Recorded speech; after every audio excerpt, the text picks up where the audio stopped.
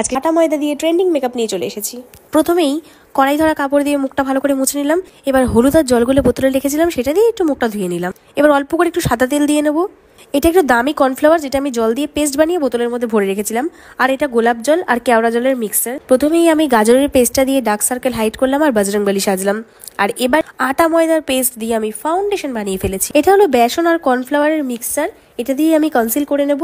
আর এটা হলো দারচিনি ভালো করে বেটে আমি রেখে দিয়েছিলাম, সেটা দিয়ে ফেসটাকে কন্ট্রোল করে নিলাম। আর এটা হলো টমেটোর একটা পেস্ট, সেটা দিয়ে আমি এখন ব্লাশ করব।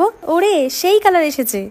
এবার বাড়ি তৈরির সময় লাল বালি আর সাদা বালি একটুখানি বেঁচে গেছিল, এটা দিয়ে গালে আমি চমক আনবো। এবার বেকিং পাউডার দিয়ে পুরো ফেসটা বেকিং করে নেব।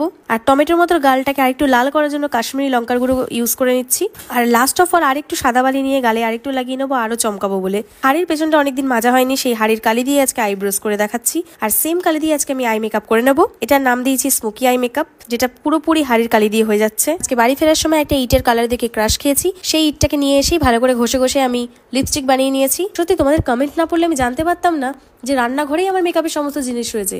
বেকার তো টাকা পয়সা খরচা করে আমি মেকআপের জিনিস কিনেছি।